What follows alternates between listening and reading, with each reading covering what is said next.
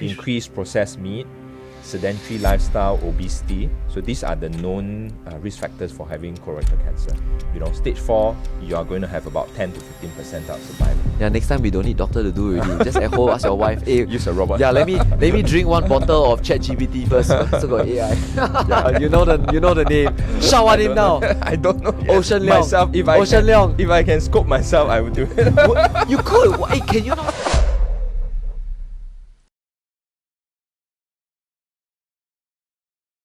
Alright, ladies and gentlemen, my name is Gerald and welcome to another episode where we talk about your cologne. Yes. Specifically your poo-poo. What comes out of poo-poo should be the right colour. Otherwise, go see a doctor. Is that the general guidelines? Yes, definitely. Yeah. Alright, today we're here with Dr. Pauleon. So, Dr. Pauleon, you are I'm a colorectal surgeon. Okay. In Singapore here, we are general surgeons, but general surgeons then subspecialize in different fields, and for myself, I do the end of the digestive tract, and that's colorectal organs. Yes. You were saying all of them start off as surgeons. Yes, but General surgeon. There are many different surgeons, right? And so there are specialists who are called general surgeons, and we are kind of the surgeons who are left with the specialized parts like the eye, the ear, nose, throat, the brain. So we actually are left with kind of the general body, and so we are called general surgeons. But within this the body, we also have subspecialties into the, for example, stomach. For example, myself, the colon and the rectum. Then there's also the liver surgeons, etc. Yeah. Why choose general surgery and then why choose the colon? So I think there's a trend, and general surgery is actually quite a tough job. We work long hours, and it's quite a high stress thing. Yeah. And it used to be also that the general surgeons are kind of seen as the more nasty doctors within the community, and we are always shouting at people or shouting. Sorry, why is that? Because of the stress level? It's just I don't know. It's just this caricature that has been there, and so in a way, it's a bit of specialty where people are shying away from. I think a lot of people are looking for more work-life balance, right? And so it's a specialty where we are finding it more difficult to actually attract juniors to join. But what attracted me was not so much the long hours, of course, but I don't mind hard work, but it was more the type of cases that I see.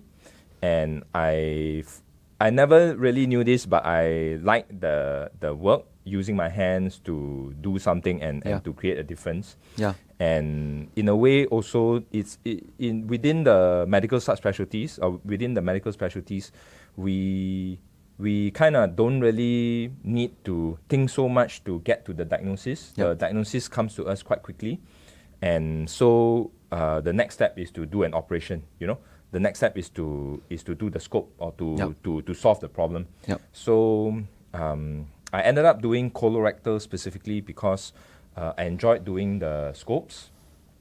I enjoyed doing the type of surgery, specifically doing colon or rectum surgery to remove cancer, and the technical aspect of it is kind of interesting and fun to do. Yeah. So given the choice, or rather not given the choice, being unable to do being a colorectal surgeon, right? What would be your secondary option? Wow. Maybe it's an all or nothing. Really? You'd not do anything else? Wow, you love it that much? Or you just hate the others that much? I would just push. I would have just pushed. Find somewhere somehow to be able to do it. Okay. No, I thought cool. Yeah. Good. I'm happy with the answer because some people do say like, oh, if I'm not okay with my tummy, then I would go for if I can't do colon, then I'll go for heart. Yeah. If I can't do heart, then I'll do lungs or whatever the other options are. Yeah. Passionate, I guess. Yeah. Okay, come. You know what? Today we actually have a long list of questions from some of the viewers. So they wrote in to ask some questions. Sure. Let's try to answer them together. Sure. When I say together, I mean just you lah, not me. I'm sure you know a bit of knowledge as well, right? A little bit. Only because I've got IBD. Yes. You see. Okay, so what are some of the key statistics that highlights the importance of early detection in colon cancer screening, particularly through methods like colonoscopy? Okay. Key statistics. So colon cancer worldwide is a very common disease, right? And in Singapore, in the last time they did a look through the cancer statistics in Singapore, colon cancer was the second most common cancer. Before that, the previous iteration, it was number one. Yeah. In the recent one, prostate emerged as the most common, and then colon cancer. Among the ladies as well, breast is number one, and then colon cancer is number two. Really? Yeah. So, however, so that's just diagnosis. Okay. There's also the most common leading cause of cancer deaths, and colon cancer is also number two. Number one is prostate. Number one Cannot in be. men is lung, and number one in ladies is breast. And for ladies, number two is lung. Number two is colon cancer. Ladies. Yes. Then where does lung fall in for ladies? Further down. Because they don't smoke. You think? It's just incidence is lower. It may be because the smokers are less, but yeah. Wow, that's really interesting. Yeah. So, given the how common colon cancer is, we really want to bring this down. And in countries like Korea, I'm not sure whether you saw in the papers recently, they were saying that Korea has managed to lower their deaths due to colon cancer by a large percentage points. But compared to Singapore, we have not managed to do that in the last 1 or 2 decades, compared to Korea. So we think it's because of that lack of early diagnosis. And you can see it very obviously if you can detect the cancer and you catch the cancer in stage 1. The statistics show that the survival in Singapore is at least 85% at 5 years. Yep. In America, the statistics show that if you are diagnosed at stage 1 of colon cancer, you can the people who have survived up to 5 years are at least 90% and above. Okay, so about 85, 90. Yeah, so you want to catch that cancer at stage 1 or even earlier before it turns into cancer. I don't know whether it's the right question, but how long is a period that is stage 1? Generally. We don't have that number. Okay. We don't know how long does cancer stays in stage 1 and then moves on to stage 2, etc. Nobody also dares to kind of do that study, right? To say that, hey, if we leave this cancer alone, how long later will it become stage 2? Yep. So Yep. we don't know that time to delay, as in whether it's delayed and how soon it turns to cancer. And also different people have different rates of growth of that cancer. Yep. You may ask, if the polyp is there, how long does it take to become cancer? And the truth is that we think most likely is years from kind of observations that, hey, if we left this polyp alone, how long later it becomes cancer. We think it takes years, but then also there are certain circumstances where we have done a scope for a patient, let's say 5 years before. And then, 5 years later, we do another scope, and hey, there's another polyp or large polyp growing there already. So in a way, we need to have that. We are okay if it takes a while. We know that it takes a while to grow, but yet we also don't want to kind of delay and say, hey, it's all right. 20 years later, you can do a scope, but it's more of like in terms of years where you want to repeat that scope and do that surveillance. Yeah. So stats-wise, you're saying the number to remember now is 85% and 90%. Why I talk about the number is that if we are talking about why is early detection important, it shows that if you are detected at stage 1, you are getting a survival of at least 85 or 90% and above at 5 years after diagnosis, right? Compared to if you are diagnosed at stage 4. You know, stage 4, you are going to have about 10 to 15% of survival. Sorry, 10? 10 to 15% survival. Wow. Yeah. So you don't want to wait until that cancer has already spread before you get the diagnosis. Yeah. Wow, 10 to 15% is like every 5 people, one person survives. Exactly, yeah. Wow. Or less. But we're talking about 5-year period, right? So 5 years it's not later. immediate. Yeah. So it's a very sobering number. You know, that's why cancer is such a dreaded disease, because people see it as like a death sentence. Yeah. You know, when you get, people don't even want to say the word cancer, yes, right? Because it's a bad word. Is it an Asian thing that we don't like to say cancer? Choi. Yeah, you don't want to say bad things, right? You don't want to say something that is like a death sentence, right? Yeah. So that's why if we do talk about cancer, and a lot of people think it's just a death sentence, but I always tell my patients who have been diagnosed with cancer, actually a lot of colon cancer patients can survive if we are detected early. You know, so a lot of them, we see them at stage 2, some at stage 3, and they're all still curable. It takes a bit more to cure the stage 3s, and very, very difficult to cure the stage 4s, as we know the numbers. There are still some that we can cure, but the best thing to do is to be able to detect them early. And then the next thing is, if we can prevent it from even happening, that's what I really, that's what our colorectal surgeon community and the rest of the cancer fighting community want to achieve, that we can prevent that cancer from even forming. And that's where the utility of the scope comes in. Yeah. Of course, there's also things that we can do even before going for a scope that we can help prevent. But that's a big topic on its own. Of course, for sure. I'm sure we'll cover it, one of these questions. Let's move on to question number 2. So, we have another question right here. And what are some of the life-saving benefits that early detection of colon cancer can offer? I think we have covered that. We have, haven't we? Maybe I can expand a bit. Okay, so firstly, number 1, you can see the survival is better, right? So not just that, the treatment is also simpler. If let's say we can catch it at a stage 1 type of situation, and some of these stage 1 cancers can be just removed by using the scope. Polyp, just cut off the polyp. They have already turned into cancer, so it's not just a polyp, right? So how? So you can still remove some of these early cancers using the scope. It requires a bit of advanced techniques, but we are still able to just remove them using the scope.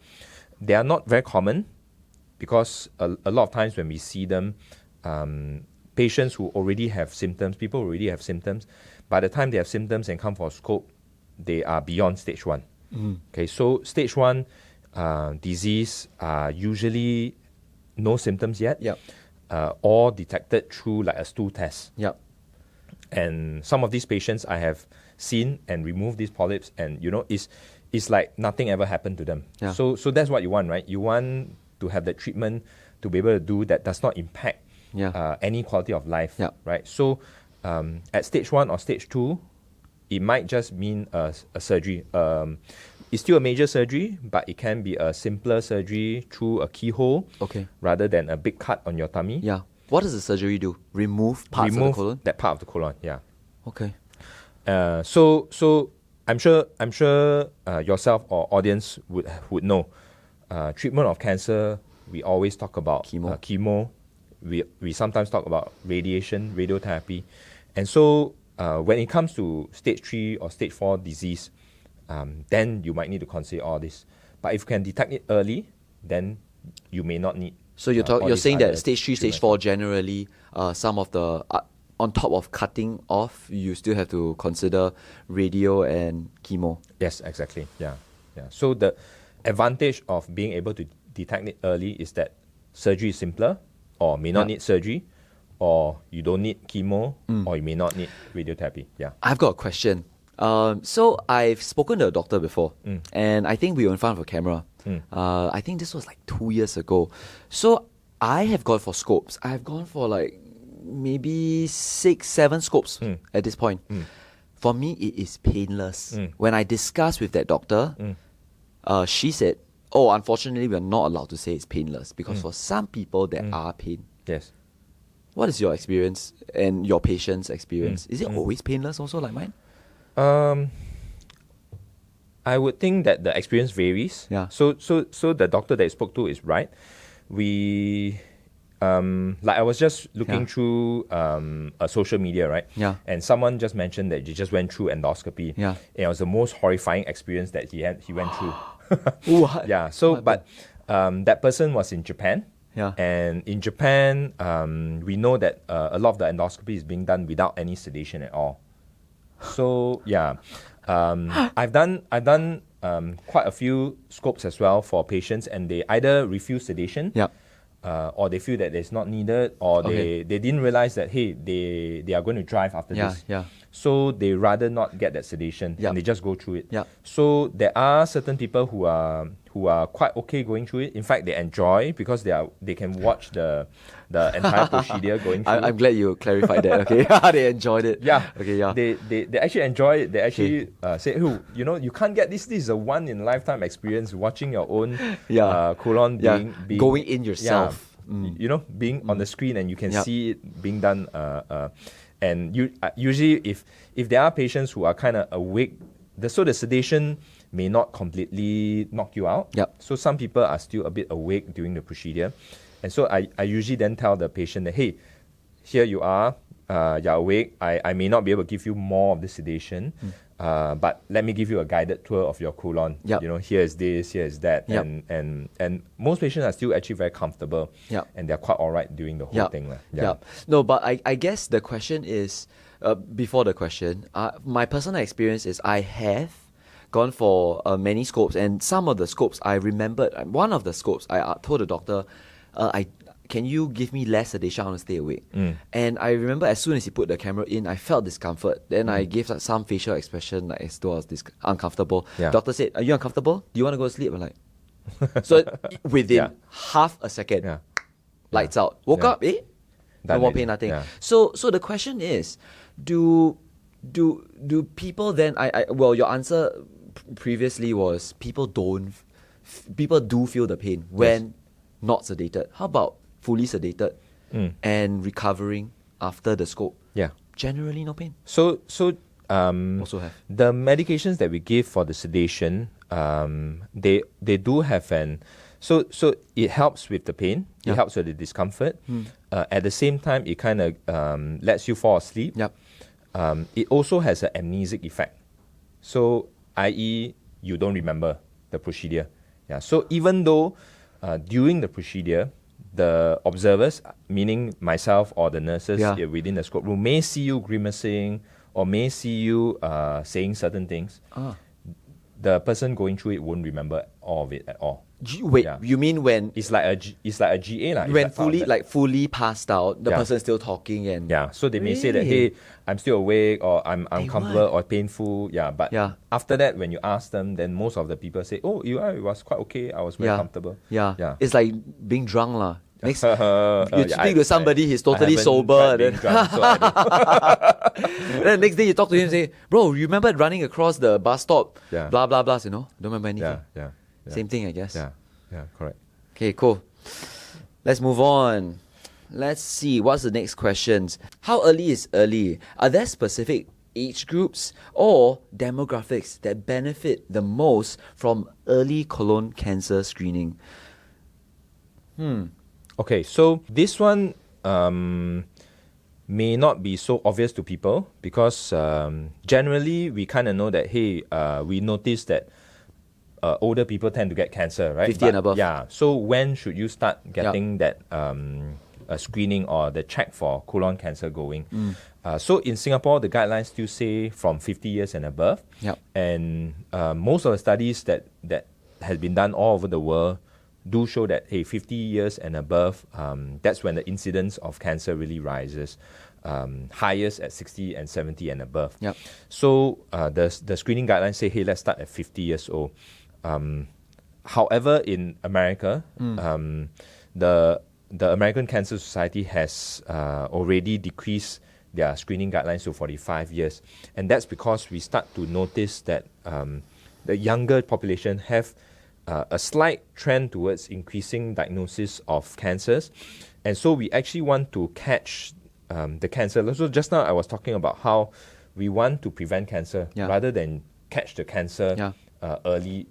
Catching the cancer early alone is not enough. We want to, even before that, be able to catch the precancerous polyps that are formed within the colon, right? Yep. So if you imagine that, hey, people are starting to get diagnosed in the 50s to 60s, right? So you want to catch the cancer even before it turns into cancer. Yeah. And so then you need to do that scope earlier. So the Americans are starting the screening scopes from 45 years and above. Yep. And Do you think Singapore will follow suit? we have recommended, I think in the forum, one of my colleagues, Dr. Chu Min Ho, have written into the forum of the newspaper and saying that, hey, look, we think that it is time to kind of revise these guidelines. We do understand that it can have economical impact because if more people start scoping earlier, then it also increases the cost of that.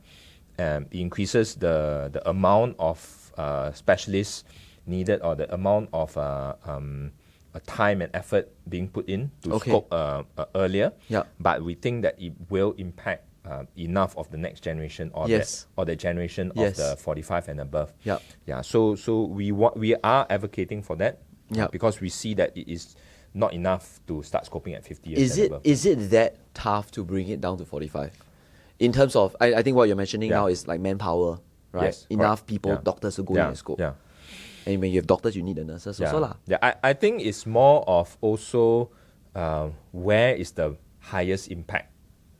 Meaning, firstly, there are not enough people going to get colon screening, colorectal cancer screening, even if they're 50 and above. Yep. So a good effort needs to be done, or rather, people need to be a bit more aware of this and go for their colorectal cancer screening if they are 50 and above. So if that has saturated and we have done a meaningful number there, then bringing it down to 45 years old, then will have even more impact. I hear you. Yeah, but at this point now, I mean, but if let's say it's yourself and you are 46 years old and you hear this, should you go for a scope? Then the answer is yes. You know what I mean? Yeah. I do. Yeah. The question is though, you're saying that government says that it's 50 years recommended. Yes. Recommended. Yes. But if it's 50 and above, then it is subsidized? Yeah. So certain so that screening guidelines then impact the way we do things, right? Yeah. So if you are going for a screening colonoscopy, and so let's say you are going through that scope and you have no symptoms at all, right? You are going and saying that, hey, I want to get checked, but can I use my MediSave to pay for a portion of that scope? So if you are 50 and above, no question then asked. then only you can use your MediSave to go for a screening colonoscopy. Yeah, but if you are below 50, then that MediSave component for a individual who has no symptoms, healthy, then you can't use that MediSave for that portion. I hear you. But of course, if you do have some symptoms, for example, you have some bleeding when you go to the toilet. That sounds too late already, by the way. Some constipation type of changes, things like that. Then that indication then alone makes it MediSave claimable. So how would you recommend somebody who is like 30 or 35 who says, hey, I've always constantly got this stomach problem over the last 6 months. How does one go from that feeling to getting himself into the theatre? Yeah. You don't go straight to the hospital, right? Yeah, so I think firstly, most of us, I think in 2024 now, right? Okay. Most of us, first thing to do is Google, right? I am having diarrhea, constipation. Yeah. You know, what's wrong with me? Google will also tell you last stage cancer, final stage. So it's very scary when you ask Dr. scary. Google. When you ask Dr. Google, a lot of scary stuff will come out. So I would recommend that you speak to your doctor. GP. Yeah. First is a GP. Or if you want to come straight to a specialist like a colorectal specialist or a gastroenterologist, feel free to do so. Yeah, like Curasia. Yeah. So come to us and talk to us.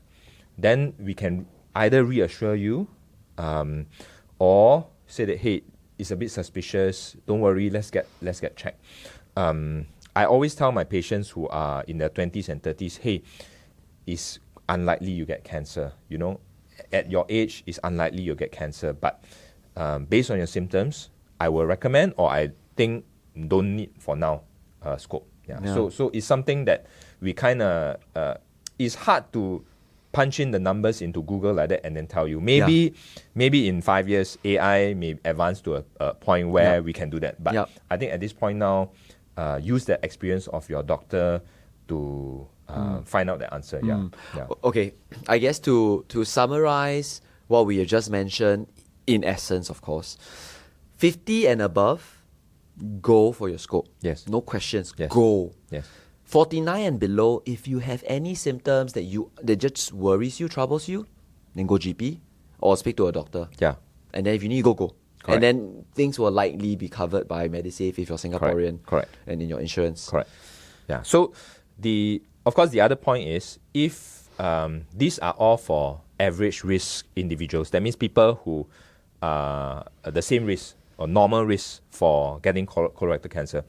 In our lifetime, most of us have about 3% to 4% risk of getting colorectal cancer. So that's the number. That's the average risk. You are at an increased risk if you have something like your first degree relative. That means either your parents or your siblings having colon cancer themselves. So if they have colorectal cancer themselves, then you are at increased risk. Then we usually advise you to, for example, let's say my father had colon cancer at 54. Then I minus 10, 44. I need to start going for a colonoscope. Oh, it is hereditary. There are a certain number of people, number of colorectal cancer that is hereditary in nature. Yeah. However, most colorectal cancers are not hereditary. Okay. We do see an increased risk or increased incidence in the same family, and we think it's because of similar lifestyles. Yeah. It may be some undetected genetic type of component. Yeah. But having a first degree relative that is having colorectal cancer puts you at increased risk. So that's number one. Of course, if you yourself have been leading a lifestyle that is a bit unhealthy, you can be at increased risk as well, right? What is unhealthy lifestyle? So heavy smokers, alcohol, increased red meat, really? Increased processed meat, sedentary lifestyle, obesity. So these are the known risk factors for having colorectal cancer. Then let me ask you back. So if I go for regular colonoscopes, yes, then can I do everything that you just mentioned?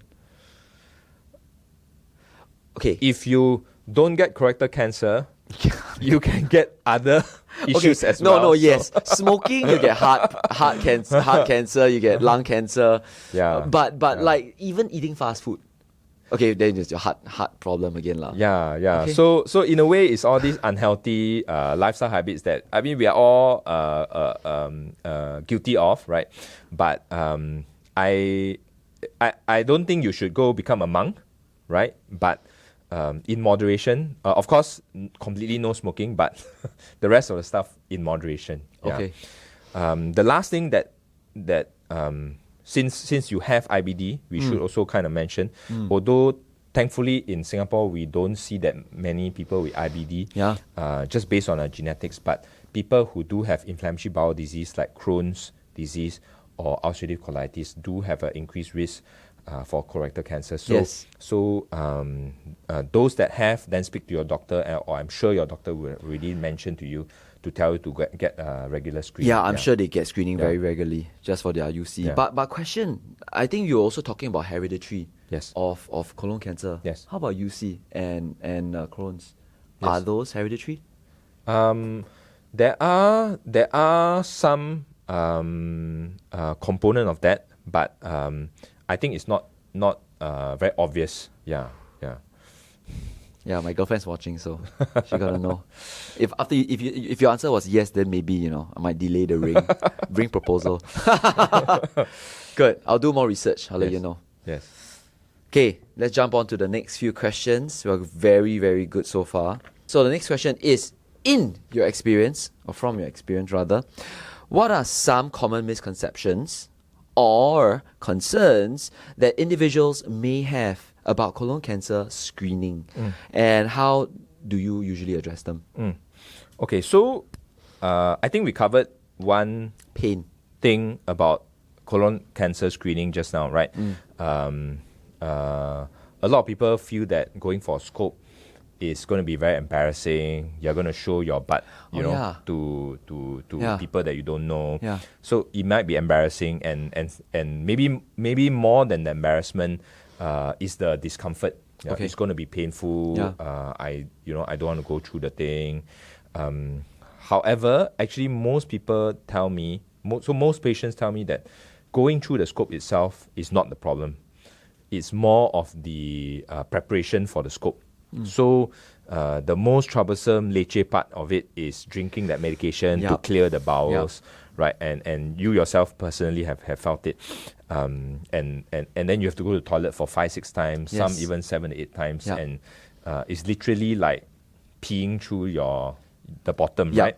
And so you need to stay in the toilet for the entire evening or the entire morning before your scope. Yeah, bowel prep's the worst, man. Yeah. So actually that's the most troublesome or the most uncomfortable part of the entire procedure. The procedure itself is really actually very comfortable. Yes. Yeah. I agree. Have you done it yourself? No, I have not. Really?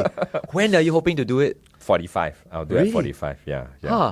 Okay, next question. Who do you trust to do the scope for you? Wow, this is a difficult question. Really? I thought you were going to... Okay, honestly, because I think it sounds like a simple procedure, so most people will be able to do it, right? Yeah. I think okay, in a way, I want to find someone who does the scope the similar way as me. So we don't go and barge into people's scope room to see how other people scope, you see. So it's hard to actually discover or find out who else does the scope the same way as me. Is there not just one method to do it? No. So many? I don't know whether you want to put it on the podcast. All right, let's not discuss that. Not this podcast. Misconception. So one is the pain, but more importantly, what else are there? What other misconceptions? I want the one that you said. Embarrassing. Yes. That's not a misconception. People do feel embarrassed. Yes. Then how do you address that? I think, in a way, it's reassuring that in the scope room, it's only going to be your endoscopist or the doctor doing the scope for you, and usually about 2 or 3 nurses. And we're all very professional. We maintain the dignity, and we only expose you when it's necessary, etc. Curtains are drawn, doors are all shut. So really rest assured that it's not something that is it's not something that's going to be very embarrassing for the person. With that said, will you then go with someone who's not your friend? Because if it's your friend, then it's also a bit like, we see each other every week, and then now you see my bum me without my pants. I think for us as healthcare professionals, we are usually quite alright with that. Lah. Okay. So you will go with someone you know? Yes, I would, yeah. Okay. Who's top of the list? I don't know. Come on, you know the name. Shout out him now. I don't know yet. Ocean Leong. Myself, if I can scope myself, I would do it. You could. Hey, can you not scope yourself? No, you can't. You can't. Cannot reach. Cannot reach or just It's not just legally, right? It's just a technical thing. Yeah, I don't know whether can I claim insurance again. No, legally you're not allowed to also, right? You can. Really? Why not? You're just doing it's like you want to cut your cut yourself. Yourself. You can. Okay, I don't know. Wait, are you? Yeah. But see, you're not allowed to do illegal things to yourself. But really, you can scope yourself, and no one has lah. I'm assuming. No one you know. Has, yeah. No, I don't know a person who has. But there's someone who actually published a paper, said that he do the scope on by himself. It's a Japanese guy. Yeah. Okay. Yeah. Oh, must be the Japanese guy, of course. Yeah. Okay. So, a few other misconceptions people may have. They say that, hey, I don't need colorectal cancer screening because I have no symptoms, right? So that's a very common. Yeah. That's a very common thing. And in fact, I think a lot of people will say that, hey, I know my body. I know I don't have diabetes, for example, right? A lot of people say that, hey, I know I'm okay. I have no high blood pressure. But the fact is that a lot of medical problems do arise even before we have any symptoms at all. We can't rely on our body to tell us, because when you go check on your blood pressure, it may be high even before you have any symptoms. Your blood sugar may be high even before you have any symptoms. Yep. And that's a sign of like pre-diabetes, right? Yep. So in the same way, a colon polyp, or even in the early stage of a colon cancer, may not have any, or usually do not have any symptoms at all. That's why we call it a screening. It's when we screen for problems before you have any symptoms. So that's why we devise, that's why we encourage people to go for colonoscopy. The other way to do it is with a stool test. And a stool test then detects blood even before any symptoms arise. How accurate is the stool test? It's not very accurate. How many percent?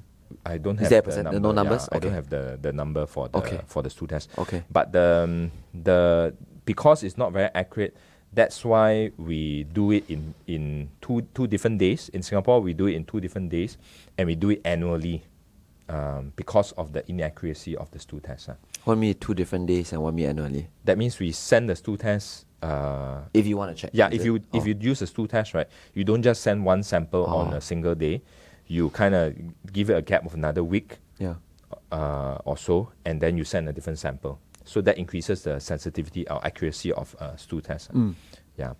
Lastly, a lot of people also think that, hey, it's too expensive going for colonoscopy, right? Yes. Right. And I think in Singapore, we are quite fortunate to have that forced savings of CPF and MediSave. Yep. And so in a way, a lot of that cost can be covered, even if you come to a private center like Cure Asia, or even to a private doctor to do that scope. A lot of times, that amount that you fork out may not be that much. Yeah, I think most people would imagine it be very expensive. Before I went for a colonoscope, I used to think that a colonoscope would cost me whatever MediSave and whatever insurance, right? I thought I need to pay like $7,000 to $8,000 cash. Yeah. I was thinking, man, I don't know if I have that money in my bank account.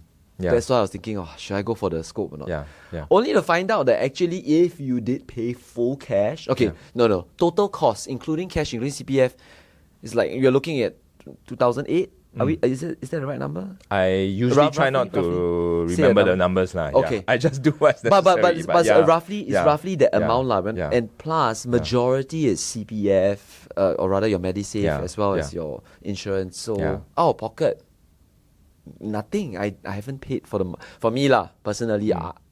I'm covered from insurance. So I just walk in, walk out. Yeah. I don't pay anything. Yeah. So I suppose, if you are concerned about that, we can always, you can always check with the center that you intend to do the scope at, and they can clarify with you what is a ballpark. And I think fortunately for Singaporeans, there is the route of going to the restructured hospitals as well, and the government subsidizes the procedures heavily. So that's one good option for people as well. Yeah. Any other misconceptions? I think that's about it. Yeah.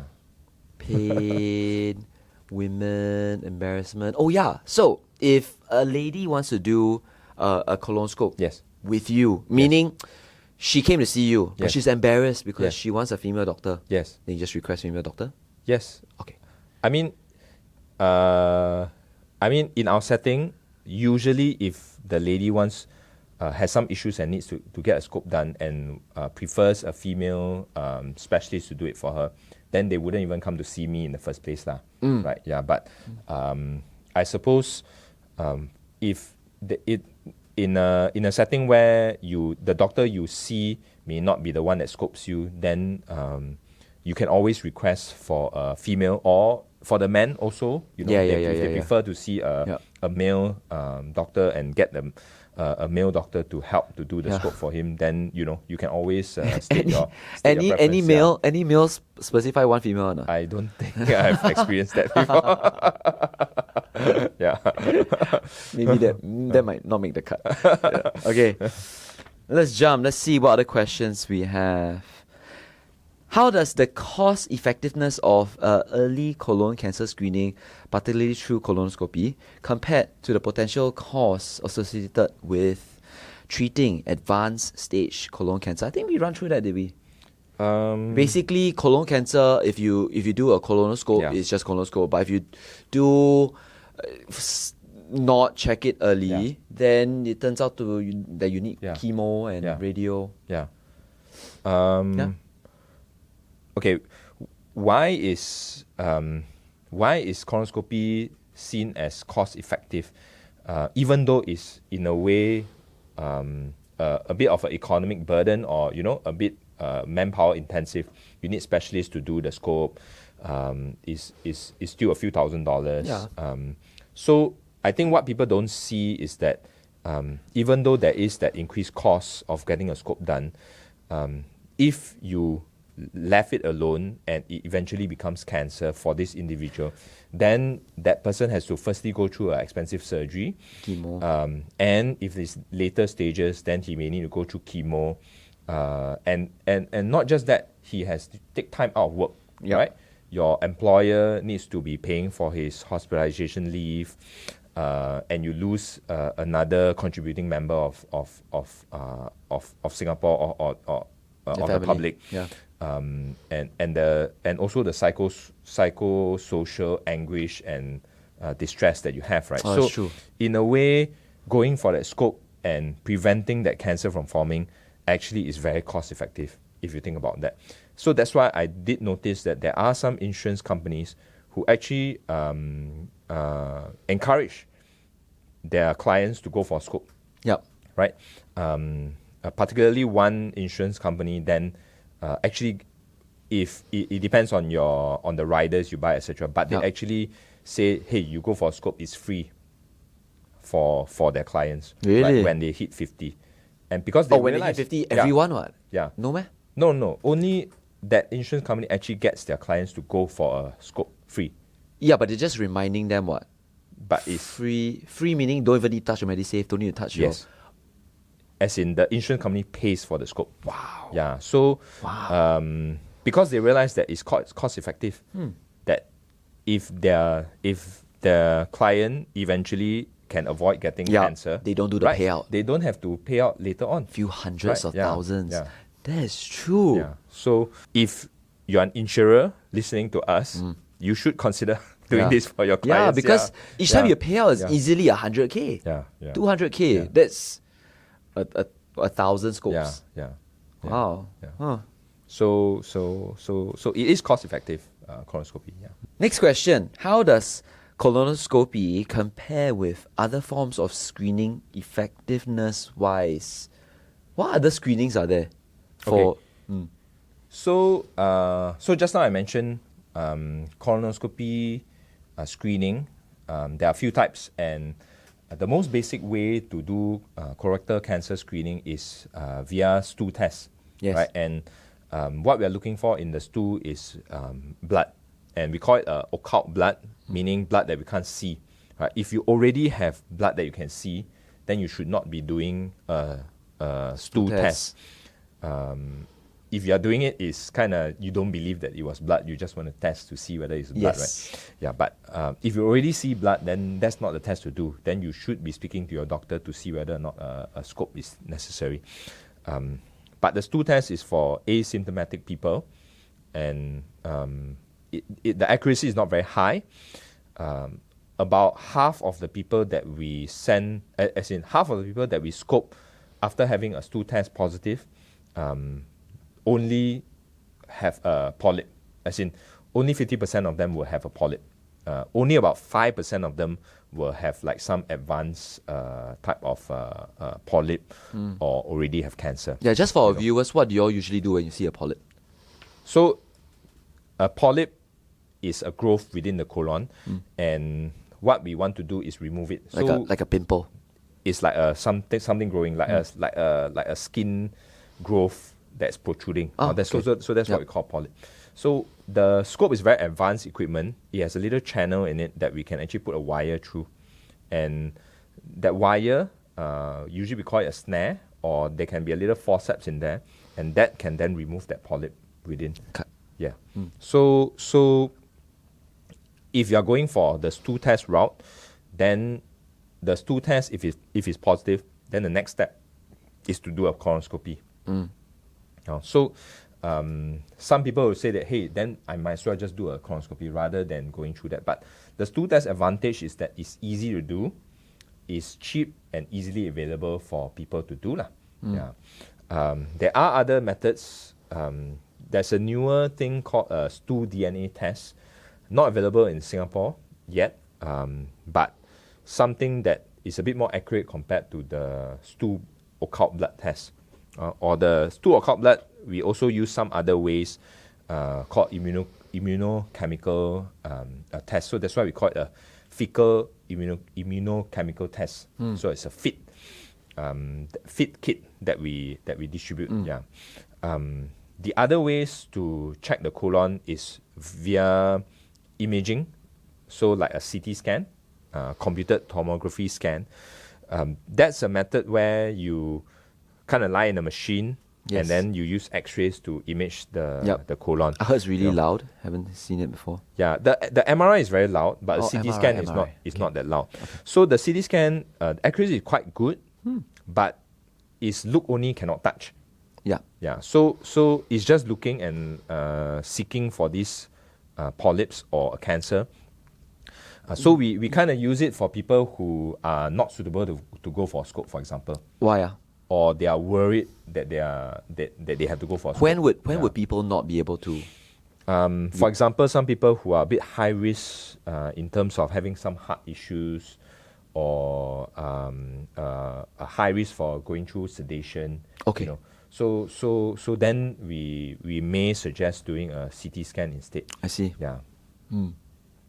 Yeah. So these are alternatives to doing a colonoscopy. But colonoscopy is still the most accurate. But colonoscopy is still the most accurate. So the accuracy is quoted as a 95% accuracy to detect cancer. And that's the gold standard for evaluating the colon. The reason why is that we are actually looking within the colon, and the normal scans can't really see within the colon so well. Do colon cancer not appear outside then? It starts from within. Yeah, from the lining of the colon inside. Unfortunate. Yeah. Because I can't imagine if it was from the outside. Yeah. Does not happen. That happens rarely in different types of cancer. But so the most common type of colon cancer then arises from the lining within. Yeah. Got it. Yeah. All right, so next question that you guys have is, could you discuss any advancements or innovations in colonoscopy technology that have further enhanced the benefits of early detection? Basically, innovation that benefits early detection. Yes. Okay, what are they? Okay, so we want to be able to detect cancer early, right? As early as the polyp stage, right? So we want to increase the chance that we catch a polyp, right? So one of the markers of a good colonoscopy is this polyp detection rate, or a certain type of polyp called adenoma, the adenoma detection rate. So there are, you want it to be as high as possible, right? So there are recent advancements in technology, and is not just sweeping medical technologies, it's sweeping the world, right? AI. Everyone is talking about AI. Yes. Even if your equipment has no real AI, you also say it's AI. Okay. Just to sell the product, right? God, that's horrible. my Milo inside got AI. So, but AI is real, Yeah. and one of the first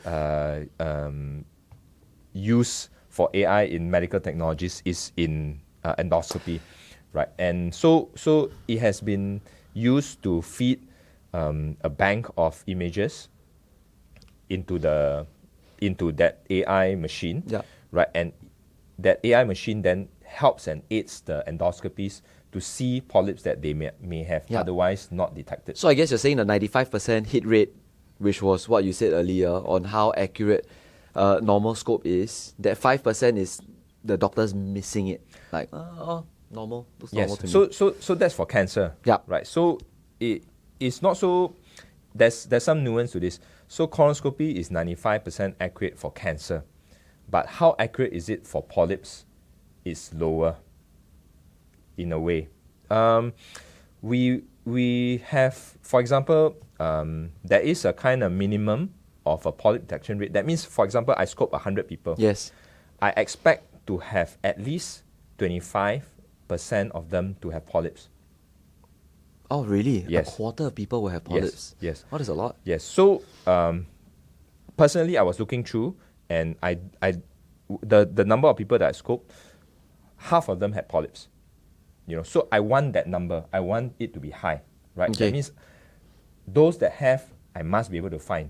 Yes, cannot miss. Yeah. So 25% not enough for me. I want even higher. I'm very confused with this. Where we're going, but keep going. So that enhancement in technology increases that polyp detection rate. That means, for example, initially, endoscopist, his polyp detection rate, that means if he's got 100 people, only 20 people he found polyps. Okay. If he had used AI, 10% more would have. Why? He would have found the polyp because he missed. Yes. Okay. Exactly. I thought they just create. Okay, now you have cancer. Now you have cancer. Yeah. Okay. Yeah. So we are avoiding polyps that were missed by the endoscopist. Got it. Yeah. So,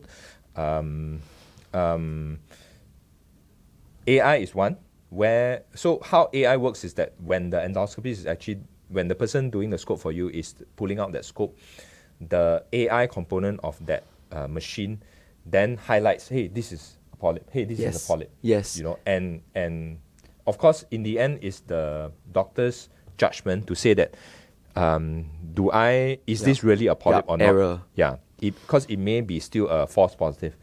But we want them to be more sensitive rather than miss things. So it may have some that, may not be. But when he looks at it, hey, this actually is, or this is actually not. And then he removes it. So it increases. So studies have shown that applying AI technology to colonoscopy has increased that detection rate by 10%.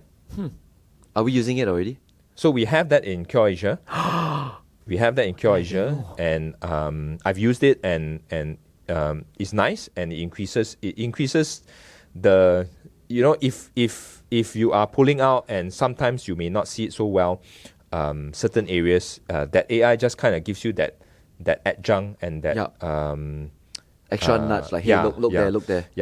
So I was presenting this new things to some GPs, and they were all very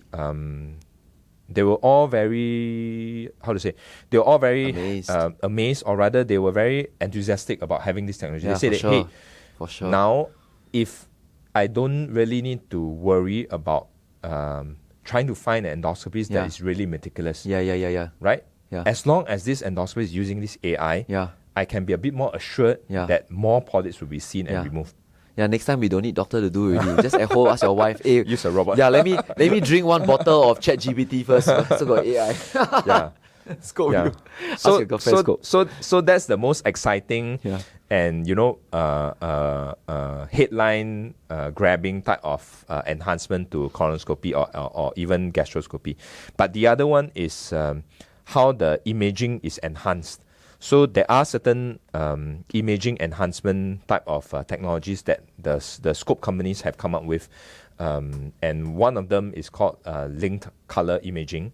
And basically, what it does is that it increases the contrast between the polyps and the normal lining of the colon. So polyps that you may not have seen before now are easier to be seen, just because the color is a bit different. Yeah. Couldn't your AI tell you? So if you use both hand in hand, right, then even isn't it better? Ooh. Yeah. Wow. Yeah. So do we have that also? We do have that. Yeah. The link color imaging has been shown to increase the detection rate by about 15%. Yeah. So I don't think there are any studies to show both together, but you imagine that if you do use both together, then that enhancement will be even better. Yeah. Cool. Any other new tech that we need to know about? That's about it. Yeah. Cool. Okay. So last question for you. So what's some messages that you have, for our listeners right here? The importance of scheduling their colonoscopy and, their early screenings. Yes. I like what Benjamin Franklin said. What did he say? An ounce of prevention is better than a pound of cure, right? So get your colonoscopy done at the appropriate time. Don't delay, don't be worried.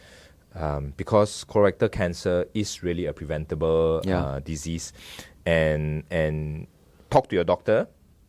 If you're not sure, talk to the doctor what the options, what's the best way forward, and come for your scope. Yeah. Well, you heard it from our doctor, Polyp Killer Pauleon, right here. So make sure you make your booking with your doctor. Ladies and gentlemen, we've come to the end of the episode. Thank you, Pauleon, for joining us. Thank you. And we certainly hope to have you on again when we got more questions from you, from the viewers. You guys take care. Stay safe. Bye-bye.